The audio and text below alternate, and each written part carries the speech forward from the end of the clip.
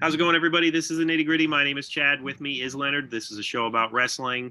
And this week we're going to be bringing you one of our shorter segments we like to call Stupid Questions, where one of us will ask the other person a random question, and that person has to think of an answer off the top of their head with no preparation.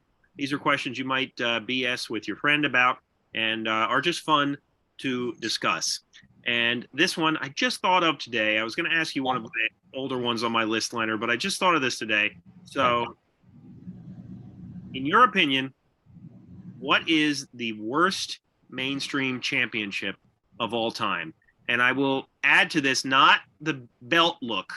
Okay. But what title do you think is the worst created of all time? Well, the 24/7 title comes to mind immediately because of just the way it was handled. I think initially the idea was they wanted it to be something like the hardcore title, but it quickly dissolved into being a comedy title where the rules were very foggy. And the only thing that really made that fun and good was R-Truth. With how he did it. And then when they kind of started to move away from him, people kind of forgot about it. And the fact that it ended with, not too long ago from this recording, it was Nikki Cross, like went to drop it in a trash can and missed the trash can.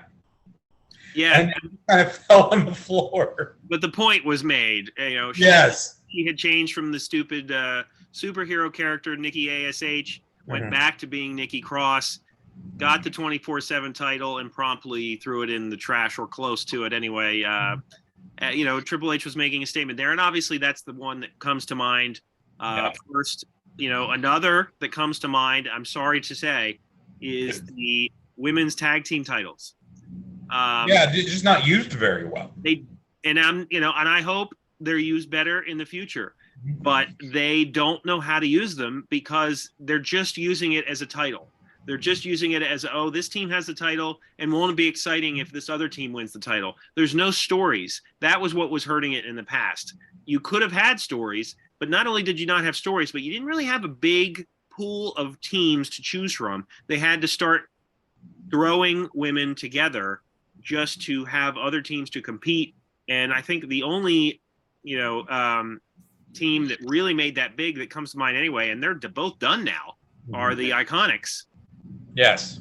I thought it was interesting when they won it. But other than that, I mean, the only other thing you can remember is the fact that Sasha Banks and Naomi, quit with it. But those are two that come to mind. One that never really got to get on the track and get running was the Cruiserweight tag team titles in WCW. That were right there at the end of WCW's run. It would have been interesting to see what happened there. I still think that's like really getting, watered down with your belts. If you look at the end of WCW's run there, they had a hardcore belt. They had all sorts of belts, but mentioning that too, the WCW had a light heavyweight title in the early 90s that didn't never get off the ground. And WWF had a light heavyweight title that never really got off the ground, which Gilbert famously had. So the light around Taka Michinoku. Yes, and light heavyweight title in WCW is different than the cruiserweight belt. It should be mentioned. That came later. That was a different title that they had, the light heavyweight belt. The Western States Heritage title was always a favorite of mine. I knew you were going to mention that somehow. Yeah, because it was the Western States Heritage title, and it was defended in a Southern-based wrestling promotion. Hats off to Barry Windham, best Western States Heritage champion. Barry Windham, Larry Zbyszko, and I think there might have been one other champion during the period. And actually, just recently, I had mentioned in another video about Southern Wrestling Autographs Facebook page. Well, one of the dealers there did he was at a convention recently, and I believe they did a signing with Larry Zbyszko. And they got me a Larry Zbyszko autograph, and the picture is him wearing the Western States Heritage title. Nice. Well, I don't have that yet. That's coming. When I get it, I will show it here on the program. And the only other one I can think of off the top of my head was didn't TNA have something called the King of the Mountain title? And wasn't it like a real gimmicky thing? I mean, I know they had a King of the Mountain concept. Okay. For their world title. honestly, I don't remember if that was an actual belt or not. I'd have to go look. And if you see an asterisk at the bottom of our video, then maybe we found out. But yeah, I mean, unfortunately, the 24/7 title comes to mind first because it was basically they wanted a clean version of the hardcore title, and that doesn't make any sense at all. So well, I just tried to Google that real quick and came up. Yes, the TNA King of the Mountain Championship. Okay. Debuted on October 23rd, 2008, and declared defunct on July 3rd, 2014. Also known as the TNA Television Championship, I guess, at one point.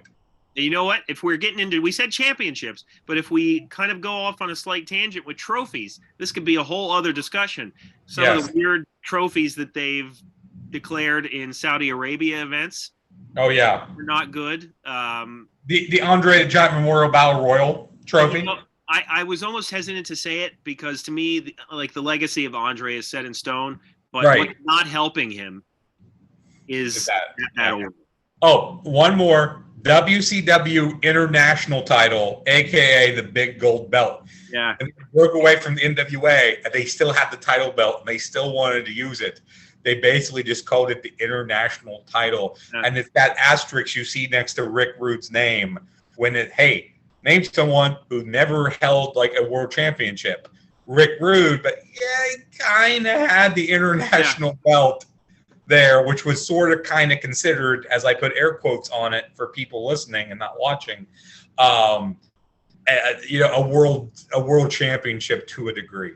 Yeah, and I feel like if you have somebody getting into wrestling and once they reach that part of wrestling history, I feel like that would then make them have second thoughts about wanting to like wrestling at all.